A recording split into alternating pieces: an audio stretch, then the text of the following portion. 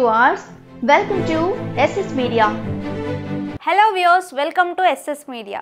Media వాళ్ళంటే జనాలకు ఒక రకమైన చులకన భావం ఉంది.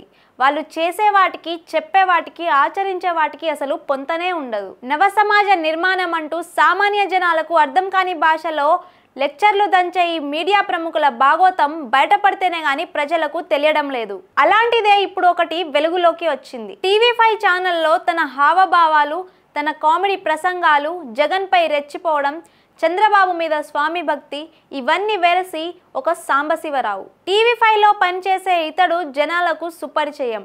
ఆయన ప్రైమ్ టైంలో డిబేట్లు పెట్టి మోసాలను, అవినీతిని కడిగేస్తాడు, అన్యాయాన్ని నిలదీస్తాడు. కానీ అతడు మాత్రం ఇవేమి పాటించడు అని ఆయన మీద ఆరోపణలు ఉన్నాయి. వాటిలోంచి ఇప్పుడు ఒకటి బయటికి వచ్చింది. ఫోర్జరీ డాక్యుమెంట్లతో జూబ్లీహిల్స్ లోని హిందుస్థాన్ పెట్రోలియం కార్పొరేషన్ లిమిటెడ్ ను తప్పుదోవ పట్టించి అక్కడ ఒక పెట్రోల్ బంక్ నడుపుతున్నాడు సాంబశివరావు.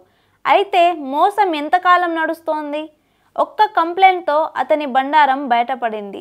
దీంతో ఆయన ఆధ్వర్యంలో నడుస్తున్న పెట్రోల్ బంక్ను హెచ్పిసిఎల్ అధికారులు సీజ్ చేశారు. అసలు సాంబశివరావు ఎలా మోసానికి పాల్పడ్డాడంటే, సరనాల శ్రీధర్రావు అనే వ్యక్తికి మాదాపూర్లో 717 గజాల భూమి ఉంది.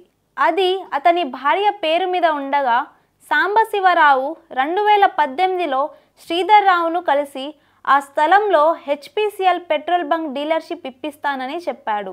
దానికోసం శ్రీధర్రావు ఫ్లాట్కి సంబంధించిన పత్రాలను తెప్పించుకొని వాటిని పరిశీలించి మళ్ళీ కలుస్తా అని వెళ్ళిపోయాడు.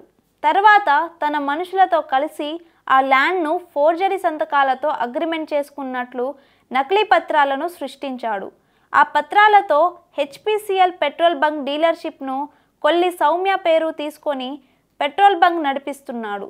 కొద్ది రోజుల తర్వాత శ్రీధర్రావు తన స్థలం వద్దకు వెళ్ళి చూడగా పెట్రోల్ బంక్ కనిపించడంతో షాక్ అయిన అతను సాంబశివరావును నిలదీశాడు. దాంతో 2021లో హెచ్పిసిఎల్తో అయిన డీలర్షిప్ అగ్రిమెంట్కు ఒప్పుకోవాలంటూ శ్రీధర్ని బెదిరించాడు సాంబశివరావు. తన న్యూస్ ఛానల్లో పెద్ద పొజిషన్లో ఉన్నానని, పెద్ద పెద్ద తలకాయలు చాలామంది తెలుసంటూ బ్లాక్మెయిల్ చేశాడు. అయినా శ్రీధర్రావు భయపడకుండా మర్యాదగా డీలర్షిప్ను తనపైకి మార్చాలని కోరాడు. దానికి సాంబశివరావు కోట్లలో డబ్బు డిమాండ్ చేయడంతో అంత డబ్బు ఇచ్చినప్పటికీ డీలర్షిప్ శ్రీధర్రావు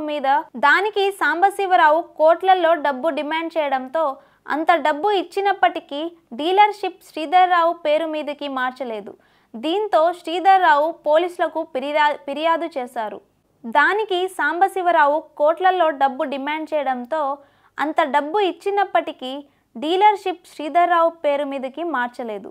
దీంతో శ్రీధర్రావు పోలీసులకు ఫిర్యాదు చేశారు. తాజాగా హెచ్పిసిఎల్ అధికారులు వచ్చి బంకును మూసివేసి సాంబశివరావు మీద చర్యలు తీసుకోనున్నారు.